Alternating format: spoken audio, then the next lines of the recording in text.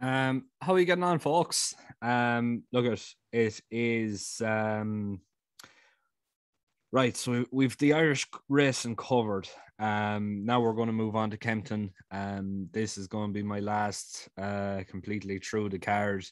Um, Judgment, you could call it, guidance. I don't know, whatever way you want to pick up on it. I don't know what way it is, but um, yeah, I think Kempton now is going to be a very, very nice day for us. I definitely do like the look of an awful lot of these.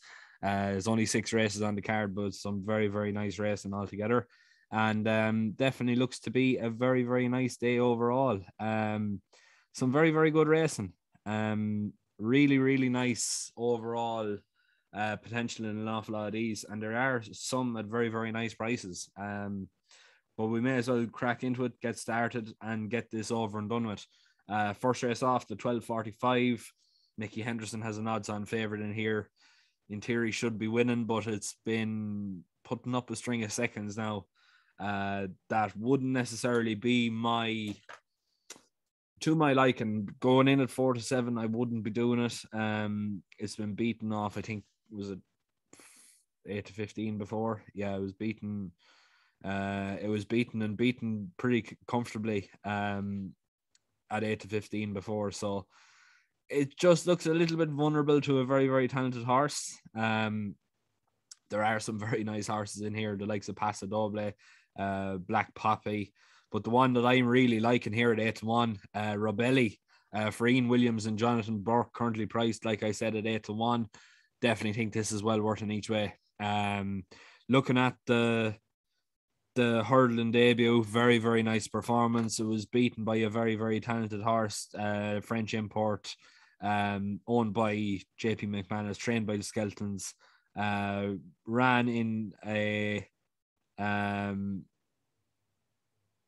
was it a national hunt hurdle qualifier?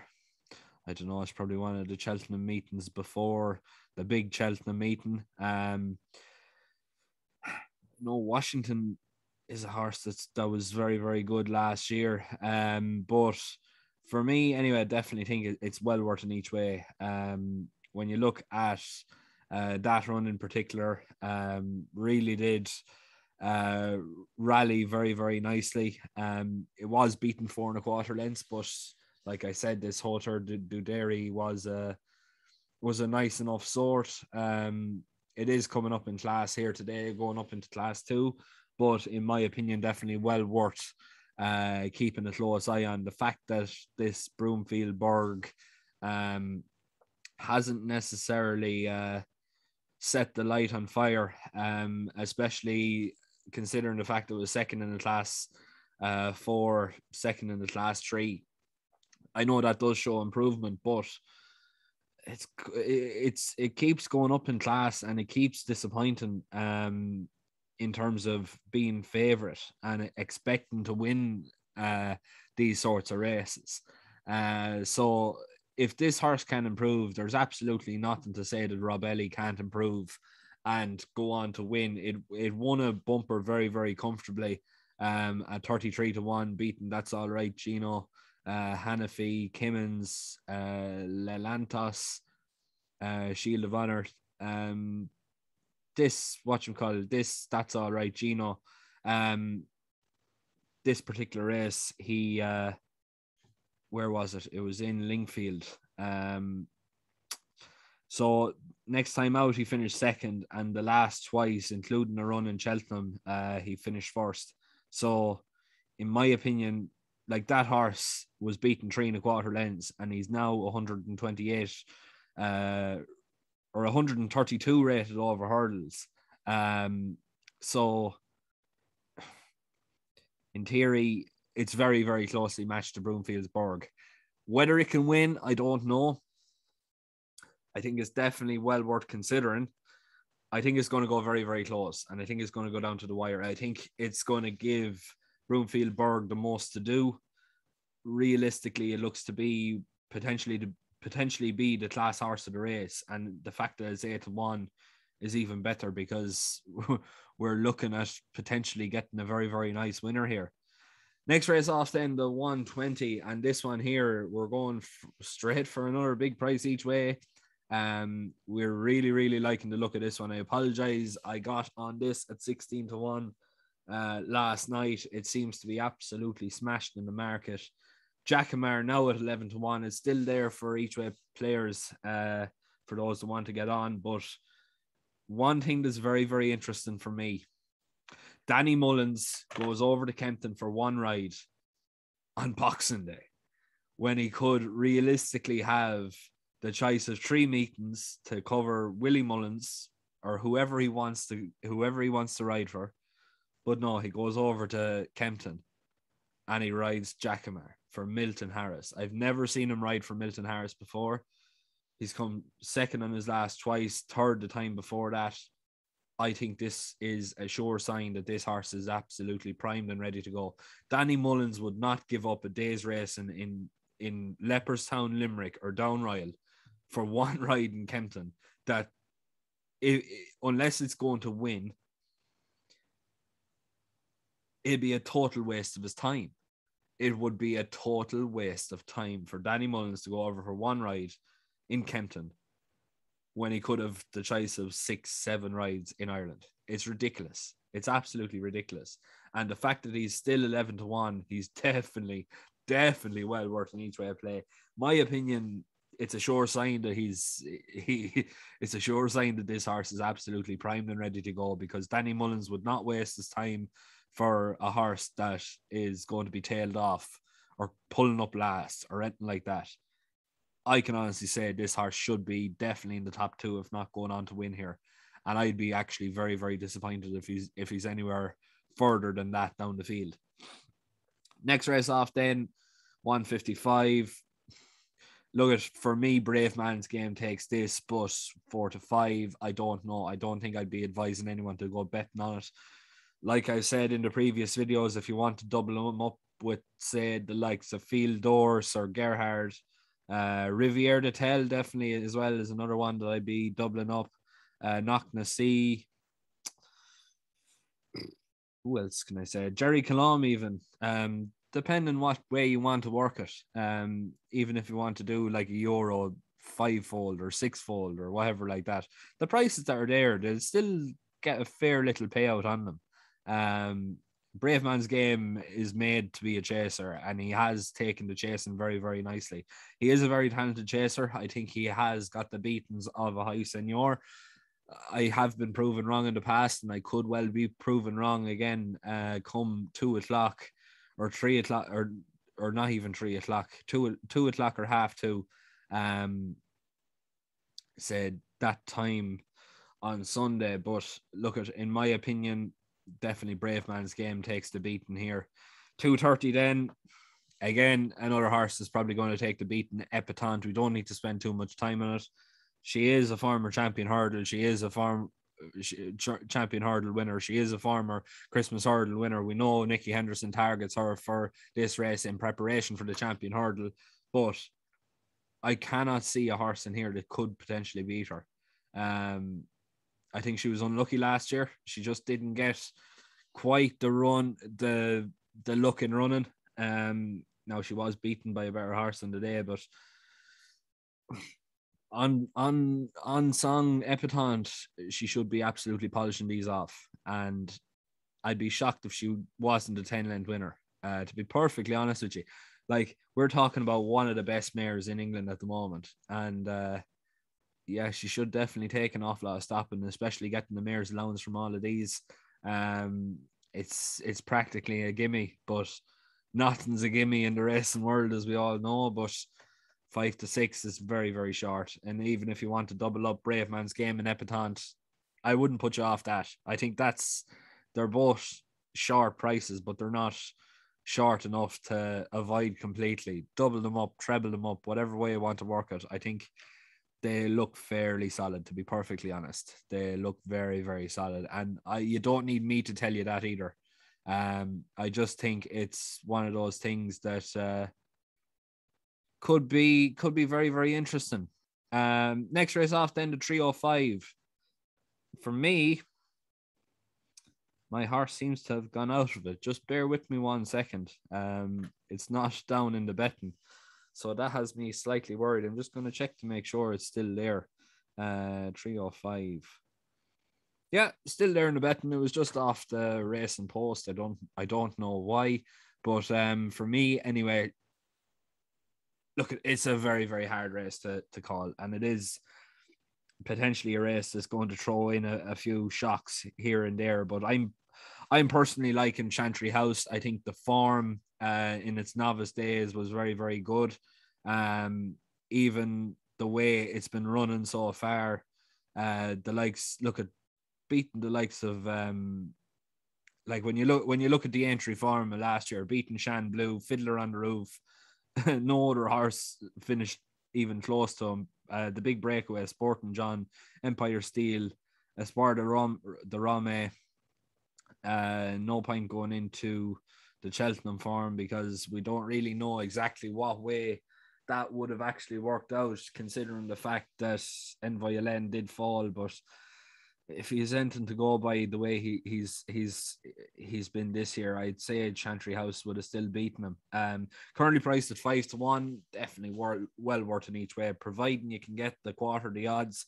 Shop around, search for the better odds, search for the better fractions. You'll see it there on the home screen of the race. It'll say a quarter the odds at 1, 2, 3 or 1, 2 or 1, 2, 3, 4, depending on how big the race is. Look for a quarter the odds basically, and try and get something a little bit better than 5-1. It's definitely a wide open race. Manila Indo is the class horse of the race. Frodon put in a very good performance in Down Ryle. Whether it can sustain that now Sunday or not, I don't know. I don't think it's going to live with Manila Indo, a fit Manila Indo now. Asterion for Lunge is a wayward so and so. Very, very good horse in his day, but by Jesus, he'd give you some heart attack. Lost in translation. He I don't want to sound too harsh because I'd love to own him still, given the fact that he's such a good horse. But he's just one of those horses that has the he's a bit like Goshen, in the fact that Goshen throws in one absolutely outstanding run, and he has a tendency to just keep it to that, and the rest of the time he's a complete lunatic. And I think Lost in Translation is slightly like that. I just don't like him a hell of a lot. But saying that, I think he's a fantastic horse as well. Like, who wouldn't like to own a 160 rated horse at the end of the day? But I just think I just think he's lost his way a small little bit. Now that's making a liar out of me, the fact that he won his last race and he won it fairly comfortably. But in this sort of grade, I don't think he's good enough, to be quite honest with you. St. Calvados, Mr. Fisher, both of them look to have seen better days. I know Mr. Fisher put in a nice run the last time, but it is a much, much tougher affair this time. Clandes Obo, obviously, look at, he has to be well respected. Well respected. He absolutely loves this race. It's one of those things. Paul Nichols is definitely well represented here. In my opinion, is between Chantry House, Clandes Obo, and Manila Indo. Whoever's jumps best and whoever travels best is going to win this race. And in my opinion, there's not been quite as much. What's the word I'm looking for? There's not been a horse quite as impressive as Chantry House this year out of those three, and therefore 5-1 is definitely well worth an each way play, and could definitely take some stopping. Next race off, then, last race of the day. We're going to go with a big favorite of mine, and a big favorite for some time as well. Earl of the Cotswolds, and obviously looking with all these Cotswolds horses, King of the Cotswolds as well was another big favorite of mine as well a few years back. But Earl of the Cotswolds has shown what he can do. Winner last two times, third the time before that. Really starting to get into serious form. Mr. Zach Baker claims £3 off him for the Twist and Davis setup. I think it's definitely very, very interesting here. I think 6-1 is slightly overpriced. Now it is a wide open affair. Any one of these horses can win it. Keep a close eye on Tallier. Could be pronouncing that wrong, but yeah, that horse has a string of ones to his name, but I just think he's a little bit overexposed. Now, it's just one of those things where it's trying to find this horse's limit, but we haven't been able to find it yet, and we might not find it on Sunday either. But I just think Earl of the Cotswolds has been sort of out in the abyss in terms of form wise up until the last couple of runs, and now he's starting to get into form, and now he's well handicapped. And I think it's just putting in as many wins as he can possibly can underneath his belt, because as soon as he hits that limit again, it's going to be very, very hard for him to get back down again. But look, I'm going to leave it there. That's all I'm going to be covering for Kempton. Hopefully, we get a few more winners out of that as well. And if you are betting, bet responsibly. I have four meetings covered there now for you. There should be plenty there.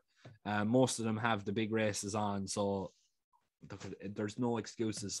I wouldn't be betting singly on them all. I've small bets on them all in doubles, literally 10 cent each way. Just going through the card, it cost me like $4.20 to get all the horses done, and I think they're like some of the total returns, if we're lucky enough to have picked 6 or 7 winners, I think it's something in and around the lines of a few grand. So they're the type of bets to be putting on. Obviously looking for the naps and the next bests, and the ones that I am very confident in. I'll be having the 5ers or 10ers or whatever it is I'll be having on, but I wouldn't be betting on every single race.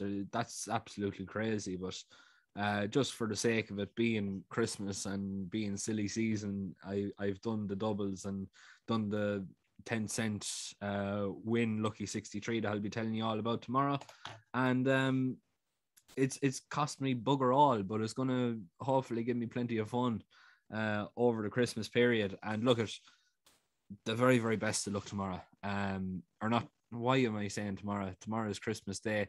I hope you have a great Christmas Day. You'll see me again tomorrow. I might even do a live on Facebook or just do a video on Facebook or something like that. Like, depending on what I'm at tomorrow, I don't know myself. But like I said, we'll get the can out here again. I hope you all have a great Christmas. I will be here on YouTube up until the 10th, or up until the weekend of the 10th anyway, because I will be going back to college, and I will be staying there till, I think it's March or May, or what? No, it wouldn't be March anyway. It'd be May, in around May time. So that's the plan. So I'll be off again until May, June ish.